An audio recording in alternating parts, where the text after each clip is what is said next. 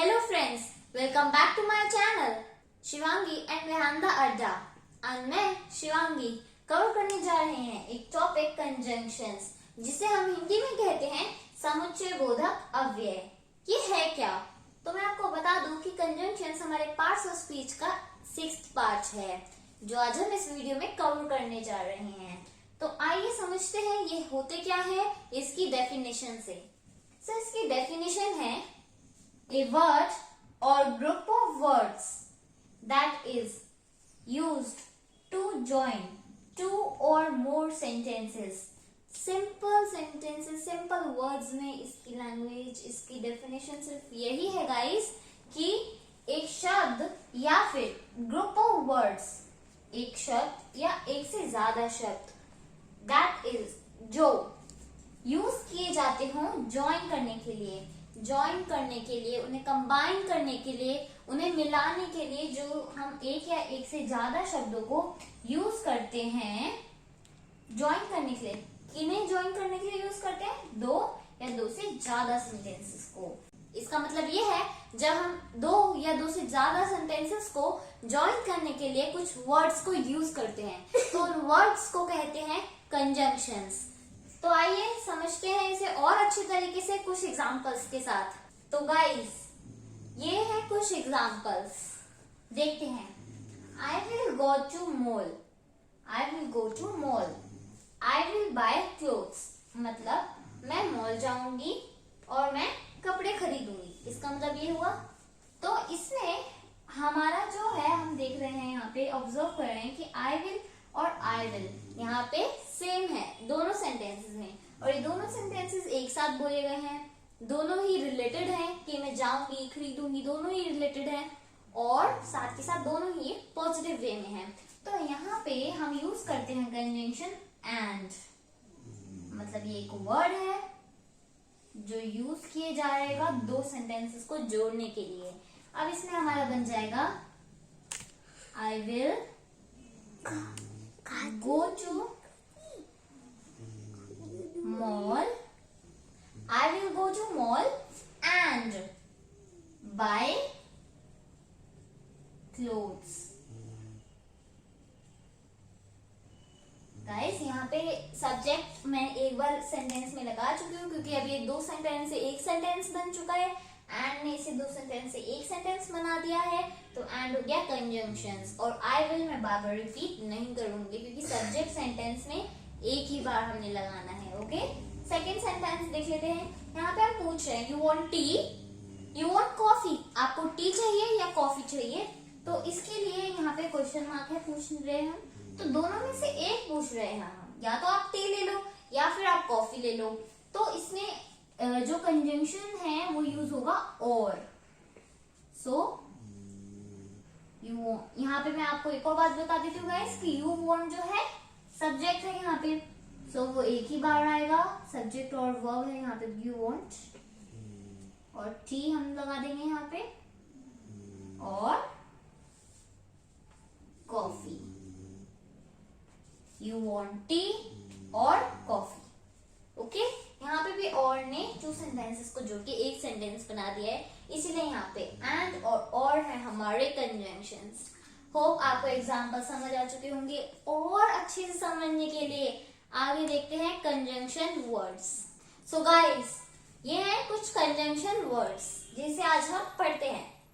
And, for, but, neither, before, after, or, either, nor, until, although, whether, once, so and etc।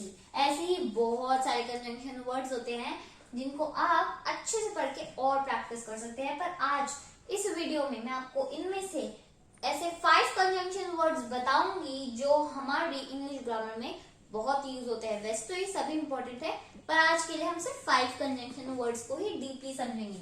So 5 conjunction words हैं and, but, or, so and one more which is because, this। So let's study these। So friends, and, but or सो हम 3 करेंगे पहले conjunction, फिर बाद में 2 और कर लेंगे। एंड क्या होते हैं? सबसे पहला पॉइंट है एंड के लिए कि ये रिलेटेड आइडियाज को दर्शाते हैं। मतलब जब 2 चीजें रिलेट हो रही होती हैं तो एंड हम लगा देते हैं। जब एक सेंटेंस मतलब जब 2 सेंटेंस होते हैं, जब हम उसे एक सेंटेंस बना रहे होते हैं तो कंजंक्शंस को जो हमें चूज करना है बहुत ध्यान से करना होता है। तो एंड कब लगाते हैं? जब एक सेंटेंस भी पॉजिटिव हो और दूसरा भी पॉजिटिव हो। Remember, P stands for positive here. But ये हम यूज करते हैं ऑपोजिंग आइडियाज में।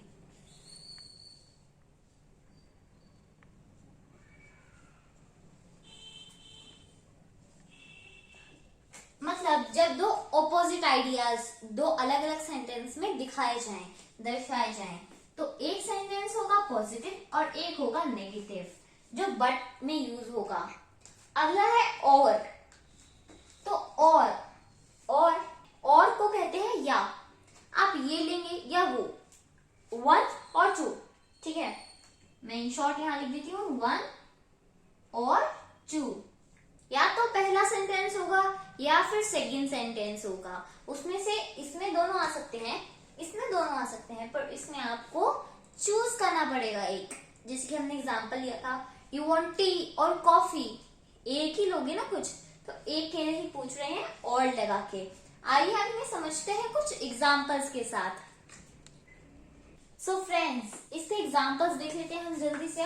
She didn't speak to anyone and nobody spoke to her. मतलब उसने किसी से बात नहीं की और किसी ने उससे बात नहीं की। दोनों एक ही तरफ जो है, दोनों सेंटेंसेस जो है रिलेट कर रहे हैं आइडियाज। दोनों सेंटेंसेस के आइडियाज रिलेट कर रहे हैं एक दूसरे से। तो इसमें एंड का यूज हुआ है और यहाँ पे एंड ये कंजंक्शन। कंजंक्शन को मैं अंडरलाइन कर रही हूँ यहाँ पे उसे आइडेंटिफाई करने के लिए। बट जिसमें हम ओपोजिंग आइडियाज को दिखाते हैं। ही इज पुअर, वो पुअर है, ओके, बट ऑनेस्ट, पर वो ईमानदार है। सो एक दोनों ओपोजिट आइडियाज हो गए, राइट। तो इसलिए यहाँ पे हमने यूज किया बट। अगला है और, जिसमें ऑप्शन चूज करना होता है हमें कोई। आई विल गो शॉपिंग और कैंपिंग। या तो मैं शॉपिंग जाऊंगी या फिर कैंपिंग जाऊंगी, एक ही काम करेंगे हम इसमें दोनों में से।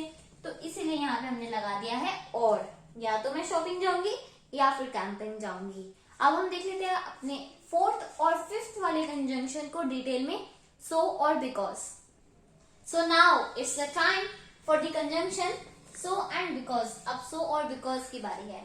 तो पहले हम सो की बात कर लेते हैं। सो जब यूज करते हैं जब रिजल्ट्स बताने हो, मतलब कि फर्स्ट सेंटेंस और सेकंड सेंटेंस की बात हो रही है कंजंक्शंस में, तो फर्स्ट सेंटेंस में जो काम हो रहा है सेकंड सेंटेंस में उसका रिजल्ट आएगा।